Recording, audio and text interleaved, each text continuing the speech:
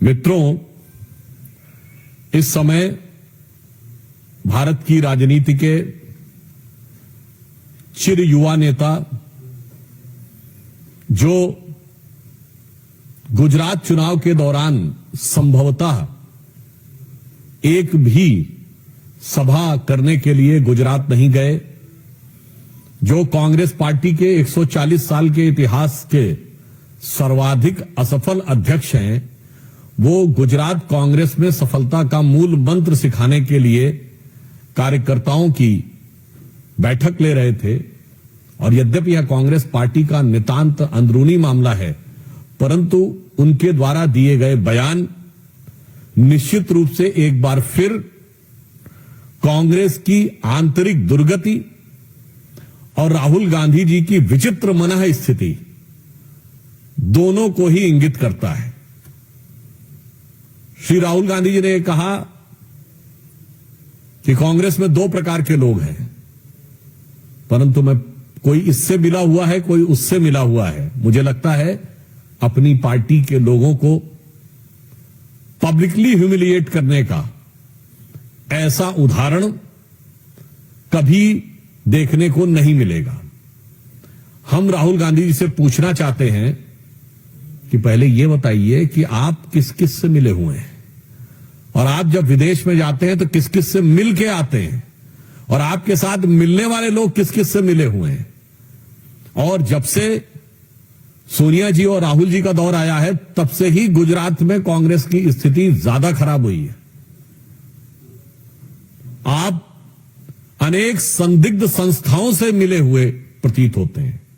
जिस प्रकार के संपर्क निकलकर सामने आते हैं, मुझे लगता है कि आज प्रश्न यह ज्यादा महत्वपूर्ण है कि कांग्रेस पार्टी का सर्वोच्च नेतृत्व किस किस से मिला हुआ है और विदेश में जाकर किस किस से मिलने आता है। मैं सिर्फ उनको याद दिलाना चाहता हूं कि गुजरात में जहां से हमारे प्रधानमंत्री श्री नरेंद्र मोदी जी भी हैं, उन्होंने सरदार पटेल की सबसे ऊंची प्रतिमा, विश्व की सबसे ऊंची प्रतिमा बनाई, और आज तक गांधी परिवार या कांग्रेस का कोई भी नेता वहां पर देखने भी नहीं गया। यह इस बात का प्रमाण है कि अपने नेताओं के प्रति भी इनका सम्मान बदल जाता है यदि उन्हें वास्तविक सम्मान मिल जाए। और राहुल गांधी जी ने यह भी कहा कि कोई जंजीर से बंधा हुआ है।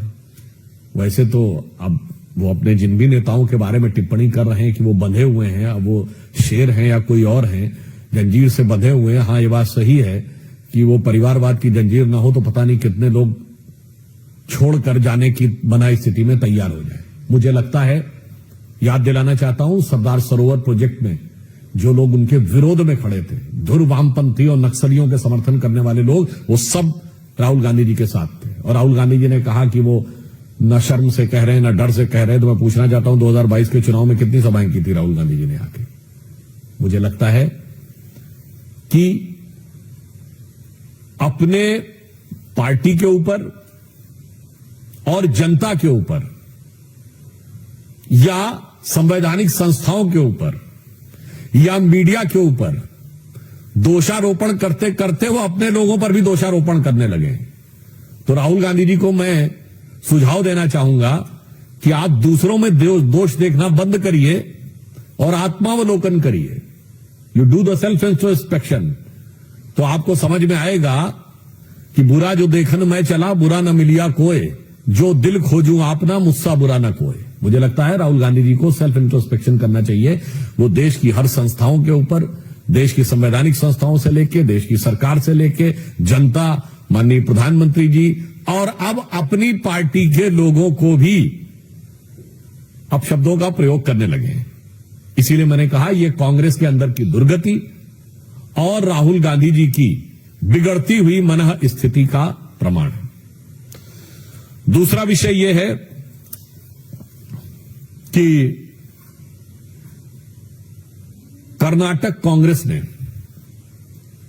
में कांग्रेस की सरकार ने जो कल बजट दिया, भारत विश्व की 5वीं बड़ी उभरती हुई अर्थव्यवस्था है और अगले वर्ष वो वर्ल्ड के ग्रोथ रेट में सबसे ज्यादा कंट्रीब्यूट करने वाली बड़ी अर्थव्यवस्था बनने जा रही है। और बेंगलुरु को भारत की इंटेलेक्चुअल कैपिटल के समान माना जाता है। और उसी बेंगलुरु में कर्नाटक की सरकार ने जो बजट में इंटेलेक्चुअल डिसऑनेस्टी की है, उसे देखकर कर्नाटक की जनता और देश की जनता हैरान है और दुखी है। मैं आपको याद दिलाना चाहता हूं, ये वही कर्नाटक कांग्रेस है जिसके कि कई नेताओं ने बहुत आपत्तिजनक बयान दिए थे।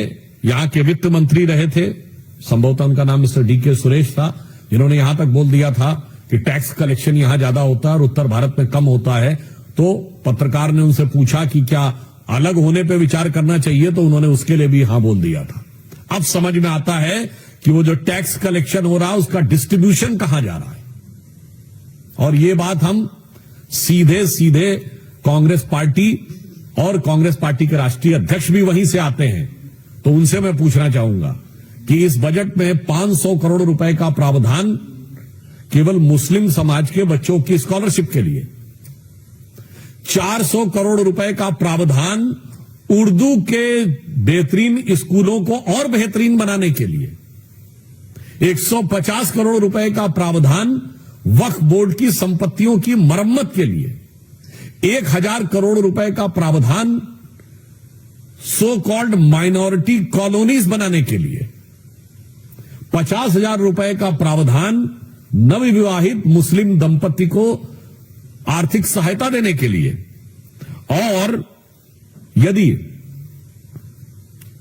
कोई बच्चा प्राइवेट स्कूल में पढ़ने जाता है तो उसके 2 से 3 लाख रुपए, 5 लाख रुपए तक का शायद उसका 50% रीइंबर्समेंट सरकार करेगी, और विदेश पढ़ने जाएगा तो 20 लाख रुपए तक के खर्चे में रीइंबर्समेंट सरकार करेगी। मैं पूछना चाहता हूं कांग्रेस पार्टी से, और कांग्रेस पार्टी के राष्ट्रीय अध्यक्ष जो कर्नाटक से ही आते हैं, जिन्होंने कहा था कि कुंभ में स्नान करने से क्या लाभ है, उनके अरमान इतने जगह हैं कि बेंगलुरु में हज हाउस का भी निर्माण कराएंगे। मैं उनसे विनम्रता से पूछना चाहता हूं कि अगर आप अल्पसंख्यकों के लिए बात करना चाहते हैं तो इसमें बाकी अल्पसंख्यकों के लिए क्या है, सिखों के लिए क्या है, जैनों के लिए क्या है, पारसियों के लिए क्या है, यहूदियों के लिए क्या है, इसका साफ साफ उन्हें बताना चाहिए, जो बहुत छोटी मिनिस्क्यूल माइनॉरिटीज हैं। इससे बहुत साफ हो जाता है कि कर्नाटक कांग्रेस का यह बजट, चूंकि उनका गठबंधन केरल में मुस्लिम लीग से है, कांग्रेस पार्टी वो पार्टी है जिसके पूर्व प्रधानमंत्री मरहूम मनमोहन सिंह जी का वो बाकायदा मीडिया में वो स्टेटमेंट अवेलेबल है कि देश के संसाधनों पर पहला हक मुस्लिमों का होना चाहिए। और 2022 के चुनाव में कांग्रेस पार्टी के गुजरात के अध्यक्ष जगदीश भाई ने भी यही बोला था कि मुस्लिमों का पहला हक होना चाहिए। तो कर्नाटक कांग्रेस ने बजट में केवल एक समुदाय यानी मुस्लिम समाज को पहला हक देकर दिखा दिया है। उसने साफ कर दिया है कि बाकी सब दोयम दर्जे के हैं। केरल में उनका मुस्लिम लीग से गठबंधन है, तो अब लगता है कि कांग्रेस की मानसिकता जो पहले से ही एक पक्षी एकांगी थी, अब उस पर पूरा लीगी प्रभाव आता जा रहा है। इसलिए कर्नाटक के बजट को यदि लीगी बजट कहा जाए तो अतिशयोक्ति न होगी। तो मैं कांग्रेस से पूछना चाहता हूं कि कर्नाटक का यह बजट आपने क्या मुस्लिम लीग के प्रभाव में दिया है, और या केरल में अगले साल होने वाले चुनावों को ध्यान में रखते हुए कर्नाटक के टैक्स पेयर के पैसे से आपने केरल में अपने गठबंधन सहयोगी को संतुष्ट करने का प्रयास किया है। और तीसरे बिंदु पे जहां से प्रारंभ किया था वही मैं कहना चाहूंगा, राहुल गांधी जी ने गुजरात में कहा कि कांग्रेस के 2 बड़े नेता हुए गुजरात से, सरदार वल्लभ भाई पटेल और महात्मा गांधी। निश्चित रूप से हम सबके आदरणीय हैं, और सरदार वल्लभ भाई पटेल एक नेशन के आर्किटेक्ट थे, परंतु शायद राहुल गांधी जी भूल गए कि कांग्रेस के एक और नेता थे जो पहले कांग्रेस के थे, बाद में उन्होंने लीग बना ली थी, वो भी गुजरात से ही थे, मोहम्मद अली जिन्ना। तो आज की कांग्रेस सरदार पटेल के आदर्शों से कोसों दूर है, महात्मा गांधी के आदर्शों से कोसों दूर है और मोहम्मद अली जिन्ना के आदर्शों को आत्मसात कर बैठी हुई है। यह गुजरात से लेकर कर्नाटक तक और कर्नाटक से लेकर केरल तक और वहां से लेकर इनके तमाम गठबंधन सहयोगियों के बयानों से, बजट के प्रावधानों से साफ साफ स्पष्ट दिखाई पड़ रहा है।